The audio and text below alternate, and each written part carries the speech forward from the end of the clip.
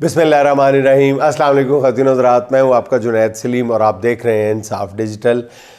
नाज़रीन, मामलात हतमी मरहले में दाखिल होते जा रहे हैं। एक तरफ हुक्मरानों ने बज़ाहिर इक़्तिदार पर अपनी गिरफ्त मुकम्मल कर ली है, पार्लियामेंट रबर स्टैम्प बन चुकी है, इंतज़ामिया हुक्मरानों की ख्वाहिशात की असीर बन चुकी है, अदलिया को बज़ाहिर फ़तह कर लिया गया है, मीडिया को मुकम्मल तौर पर दबा दिया गया है। ये सब कुछ करने में पूरी रियासत को हिला कर नहीं बल्कि झंझोड़ कर रख दिया गया है। रियासत के कल पुर्जे हिला के रख दिए गए। लेकिन ये सब कुछ करने के बाद नाज़रीन, एक छोटा सा मसला बीच में अड़ा हुआ है, फंसा हुआ है। वो मसला क्या है नाज़रीन? वो मसला है 26 करोड़ आवाम का। इनका क्या करना है? इनका कोई हल नज़र नहीं आ रहा। इनके दिलों की धड़कन का क्या करना है? इनके बोलने का क्या करना है? इनके सोचने का क्या करना है? जब तक नाज़रीन इन 26 करोड़ लोगों का कुछ नहीं किया जाता, उस वक्त तक ये तमाम इक़दामात जो बज़ाहिर करके ये समझा जा रहा है कि हमने अपना राज सिंहासन मजबूत कर लिया है, तो ये बहुत बड़ी गलत फहमी है। नाज़रीन, दूसरी तरफ जेल में बैठे शख्स ने भी अपने पत्ते दोबारा यही सोचकर तरतीब देना शुरू कर दिए हैं कि उसके साथ निज़ाम नहीं है, लेकिन उसकी मुट्ठी में 26 करोड़ लोगों के दिलों की धड़कन है। एक तरफ वो अपनी टीम में अपने खिलाड़ी बदल रहा है और कलीदी ओहदों पर ऐसे लोगों को ला रहा है जिनकी वफादारी और दलेरी शक व शुबे से हर तरह से बालातर है, और दूसरा अपोजिशन जमातों को इकट्ठा किया जा रहा है। इस हवाले से नाज़रीन, जो तफसील इस खाकसार तक पहुंची है, जो शहर इक़्तिदार के ड्राइंग रूम्स में डिस्कस भी हो रही है, यकीनी तौर पर हुक्मरानों तक भी पहुंच चुकी होगी। शाहिद खाकान अब्बासी की क़यादत में बनने वाले अपोजिशन जमातों की स्टीयरिंग कमेटी जो है, वो उसने ज़बरदस्त तरीके से काम शुरू कर दिया कि इसी माह के आखिर में रमज़ान से पहले ग्रैंड अपोजिशन का इस्लामाबाद में इजलास तलब किया जाए। इस्लामाबाद के 5 सितारा होटल में होने वाले इस इजलास में पूरे मुल्क से हर छोटी बड़ी अपोजिशन जमात के कायदीन को मदऊ किया जाएगा। मारूफ वकला, रहनुमाओं और इंसानी हकूक़ के लंबरदारों को भी इजलास में शिरकत की दावत दी जाएगी। इस मौके पे नेशनल डायलॉग होगा, जिसके बाद एक कौमी एजेंडा तहरीरी शक्ल में सामने लाया जाएगा, जिसमें मुल्क में जारी दहशतगर्दी से लेकर बेरोज़गारी और इक़्तिसादियात से लेकर सियासियात तक हर मौजू पर बात होगी। यूँ कह लीजिए कि एक नया इमरानी मुआहदा तख्लीक होगा। इमरानी मीन्स नाज़रीन सोशल कॉन्ट्रैक्ट। हर बात इमरान खान पर ख़त्म नहीं होती। इमरानी मुआहदे का मतलब सोशल कॉन्ट्रैक्ट तख्लीक किया जाएगा। और नाज़रीन, ज़रा ये कहते हैं कि अपोजिशन के ग्रैंड अलायंस में शिरकत के लिए मारंग बलोच और मंजूर पश्तीन को भी शिरकत की दावत दी जाएगी, और गालिब इम्कान यही है कि ये दोनों शख्सियात भी इसमें शामिल होंगी। अब ज़रा ये भी कह रहे हैं कि ग्रैंड अपोजिशन का ये इजलास 2 से 3 दिन जारी रहेगा, और ये उन दिनों में मुनक्किद होगा जब IMF का वफ़द पहले जायज़ा मिशन पर पाकिस्तान आ चुका होगा। और इस ग्रैंड अलायंस में रमज़ान के महीने और ईद के बाद एहतजाजी तहरीक का लाया अमल बनाया जाएगा। ज़रा ये कहते हैं कि मौलाना फजलुर रहमान के तहरीक इंसाफ के साथ अभी भी कुछ मामलात हल तलब हैं। JUI की क़यादत ने of the record Tehreek Insaf को पैगाम दिया है कि वो एतमाद साजी के लिए अली मीन गंडापुर को उनकी जगह किसी और को वज़ीर आला KP मुकर्रर करें। ताहम सरेदस्त तहरीक इंसाफ और इमरान खान इस तब्दीली पर रजामंद नहीं है। ताहम इमरान खान का पैगाम मौलाना को पहुंचा दिया गया है कि अली अमीन को सूबाई सदारत से हमने पहले ही हटा दिया है और वो अब आपके मामलात में मदाखलत नहीं करेंगे। ज़रा ये भी बता रहे हैं कि मौलाना फजलुर रहमान PTI के साथ कॉन्फिडेंस बिल्डिंग मैयर के तौर पर चाहते हैं कि उनके आबाई ज़िला, जो कि अली अमीन गंडापुर का भी आबाई इलाका यानी DA खान, वहाँ के डिप्टी कमिश्नर समेत तमाम आला ज़िले अफसरान उनकी मर्ज़ी के मुताबिक तैनात किए जाएँ या उनसे मुशावरत के बाद तैनात किए जाएँ। और ज़रा ये भी कहते हैं कि मौलाना फजलुर रहमान जो है वो अगले सेटअप में अपने लिए कोई अहम ओहदा भी चाहते हैं। इनका इजहार, इस बात का इजहार अभी तक JUI ने खुलकर नहीं किया। वही ओहदा कहा जा रहा है जो मौजूदा सेटअप में वो मौलाना चाहते थे, मगर नून लीग और अपोजिशन ने, पीपल्स पार्टी ने उन्हें ये वादा करके बाद खुला धोखा दिया है। अब नाज़रीन, कुछ ज़राए ये कहते हैं कि तहरीक इंसाफ और इमरान खान ये ओहदा मौलाना को देने के लिए तैयार है और इस हवाले से मौलाना को पैगाम भी पहुंचा दिया गया है।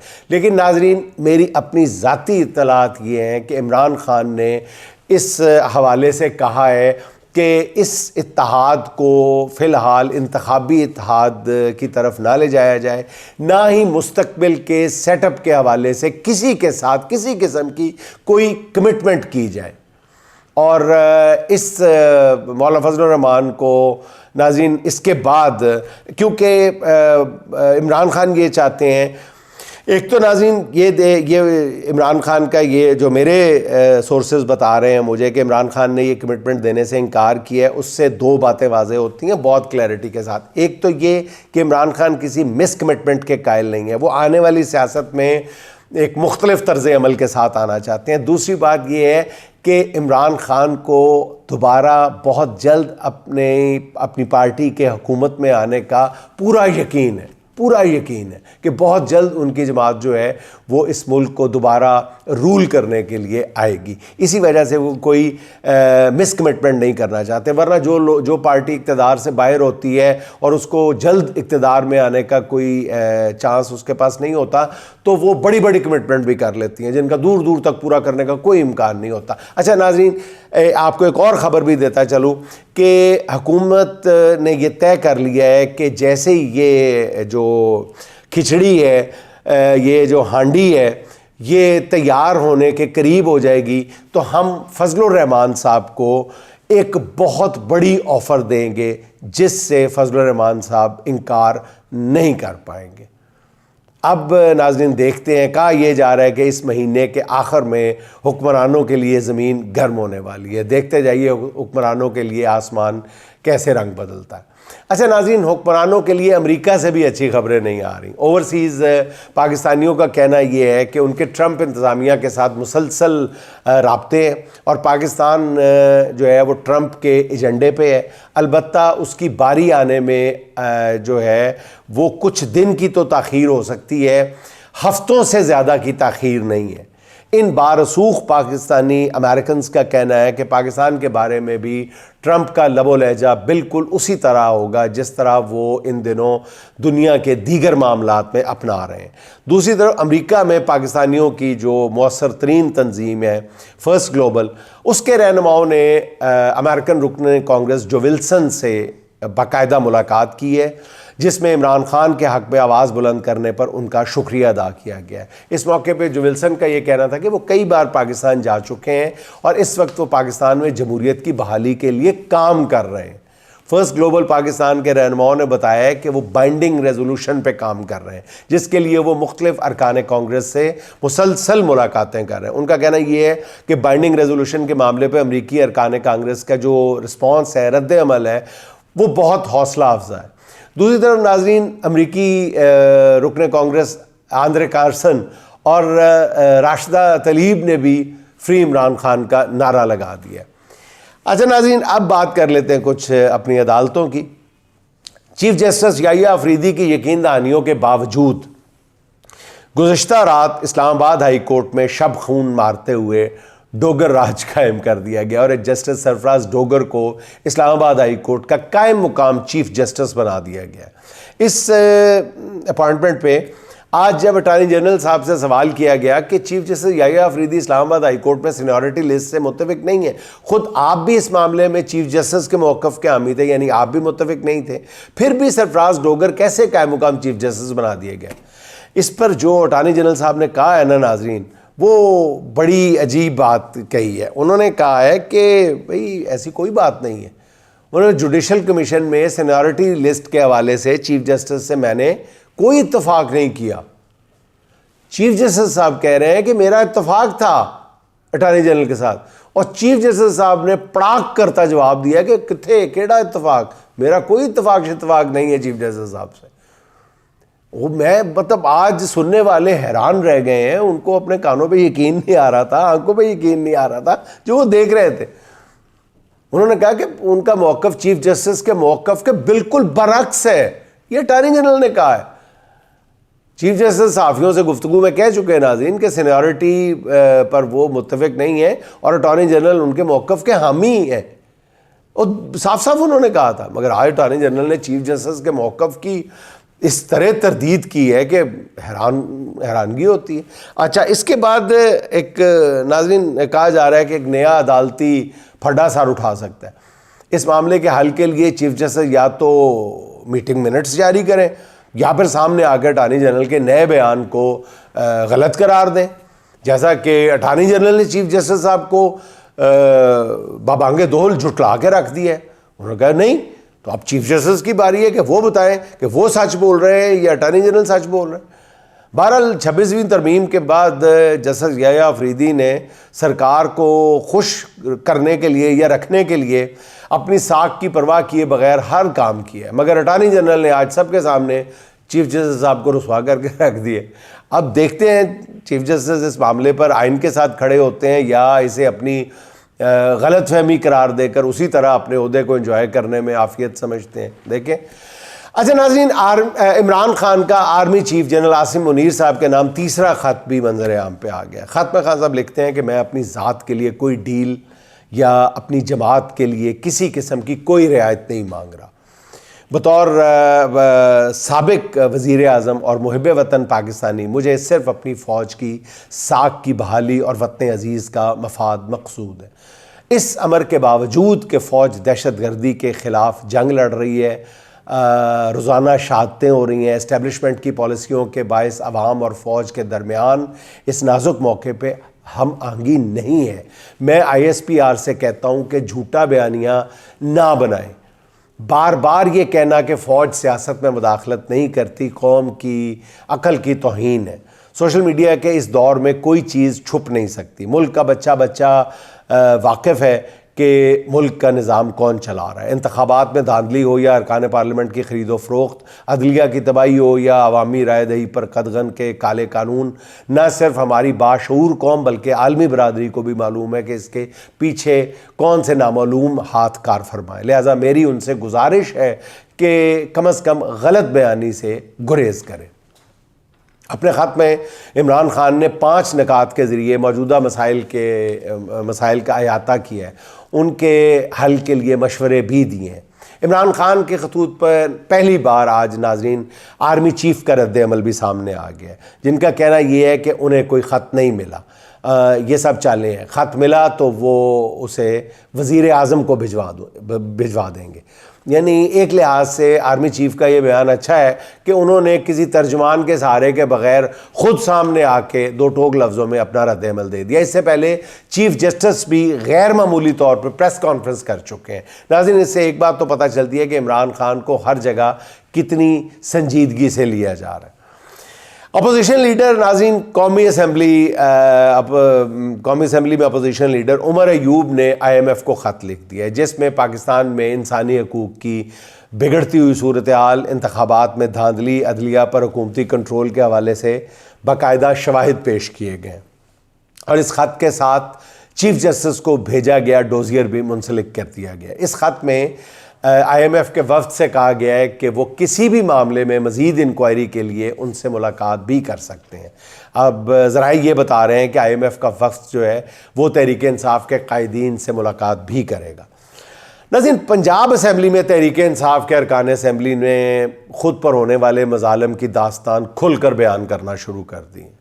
MPA शाहिद रज़ा कोटला ने कहा है कि 8 फरवरी को उनका घर और डेरा तोड़ दिया गया। 100 से 150 पुलिस एहलकारों ने वहाँ खड़ी गाड़ियाँ भी तोड़ दी, उनके 16 हामियों के घर भी तोड़ दिए गए। शाहिद रज़ा कोटला ने असम्बली के फ्लोर पर कहा कि हमें बता दें, बड़ी ख़तरनाक बात उन्होंने की है और मामलात की संगीनी का अंदाज़ा यहाँ से लगाया जा सकता है कि उन्होंने असम्बली के फ्लोर पे खड़े होकर कहा है कि हमें बता दिया जाए कि हमने मुसल्लह जद्दोजहद करनी है तो हम वो भी कर लेंगे। MPA मेजर ग़ुलाम सरवर ने कहा है कि उन्हें एक वलीमे की दावत से गिरफ़्तार किया गया, मगर FIR में लिखा गया कि एहतजाज के दौरान पकड़ा गया। उन्होंने कहा कि अब हमें अदलिया से भी कोई तवक्को नहीं रखनी। इस पर deputy speaker Punjab assembly Malik Zaheer Iqbal ने जो रूलिंग दी है नाज़रीन, उससे पता चलता है कि सियासी हवाओं का रुख किस जानिब है। डिप्टी स्पीकर साहब कहते हैं कि तहरीक इंसाफ की एहतजाज की कॉल आए तो फ़ौरन पकड़ दकड़ शुरू हो जाती है।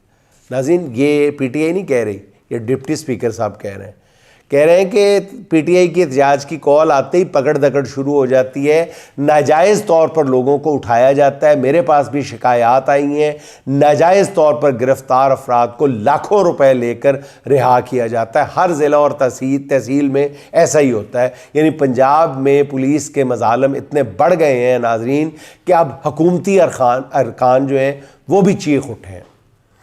अच्छा नाज़रीन, नून लीग के नए इत्तेहादी फैसल वावड़ा साहब ने एक अजीब इंकशाफ किया है। उन्होंने कहा है कि नवाज़ शरीफ साहब के प्लेटलेट्स की रिपोर्ट्स जो हैं वो मेरे घर में बैठ के बनाई गई हैं। और वो मज़ीद इंकशाफ करते हैं कि मोहम्मद ज़ुबैर और जावेद लतीफ़ भी इसके गवाह हैं। इसी TV प्रोग्राम में मौजूद मोहम्मद ज़ुबैर फैसल वावड़ा की इस बात पर मानी खेज़ अंदाज में मुस्कुराते रहे। अलबत्ता जावेद लतीफ़ इस इंकशाफ पे कुछ परेशान लग रहे थे। नून लीग के किसी तर्जुमान में हिम्मत है तो वो फैसल वावड़ा के बयान पे इसको रिफ्यूट करें, इसका रद्द-ए-अमल दें इस पे कम से कम। बल्कि मेरा ख्याल है कि उनके ख़िलाफ़ पीका कानून के तहत जो है वो फेक न्यूज़ या गलत बयानी पे मुकदमा दर्ज कराएं और मियाँ साहब की बीमारी की तमाम हकीकी रिपोर्ट्स जो हैं वो अदालत में पेश करें ताकि दूध का दूध और पानी का पानी हो जाए। अच्छा नाज़रीन, पंजाब में जारी तजावज़ात के ख़िलाफ़ ऑपरेशन का मामला बहुत गंभीर हो चुका है। नवाज़ शरीफ के नाक के बाल बहुत करीबी साथी समझे जाने वाले जावेद लतीफ़ भी पंजाब हुकूमत के ख़िलाफ़ सड़कों पर निकल आए। गुज़िश्ता रोज़ शेखुपुरा में ख़िताब करते हुए जावेद लतीफ़ ने पंजाब हुकूमत को धमकी देते हुए कहा है कि कुछ लोग चाहते हैं कि शहर का अमन ख़राब किया जाए। वो उकसा रहे हैं कि लोग बाहर निकलें, अगर हम निकले तो तुम अपने दफ्तरों में नहीं जा सकोगे। नाज़रीन, अब देखना है कि शेखुपुरा में तजावज़ात के ख़िलाफ़ ऑपरेशन जारी रहता है या जावेद लतीफ़ की बयानबाजी। नाज़रीन, इखलास व वफा के पैकर सरफराज चीमा साहब की भी सुन लें, जिन्होंने अपनी गिरफ्तारी के बाद से ज़मानत की दरख्वास्त ही दायर नहीं की। जब सरफराज चीमा साहब से पूछा गया कि आप ज़मानत की दरख्वास्त क्यों दायर नहीं कर रहे, तो उन्होंने कहा कि पहले तो ज़मानत मिलनी नहीं, और मिल भी गई तो ये किसी और केस में गिरफ़्तार कर लेंगे। अस्तग़फ़िरुल्लाह, अस्तग़फ़िरुल्लाह। नाज़रीन, आखिर में असद अब्बास के दो अशार सुन लें। मेरे पैरों पे निशान देख के जंजीरों के, मेरे पैरों पे निशान देख के जंजीरों के, काफ़िले रो पड़े बेसाख्ता राहगीरों के, काफ़िले रो पड़े बेसाख्ता राहगीरों के। देख शाहों के मज़ारों पे है वीरानी क्यों, देख शाहों के मज़ारों पे है वीरानी क्यों। मान रखते थे कभी ये भी तो जागीरों के, मान रखते थे कभी ये भी तो जागीरों के। नाज़रीन, खुश रहें, खुश रखें। आपसे मुलाकात होगी इंशाअल्लाह अगले व्लॉग में। अल्लाह हाफ़िज़।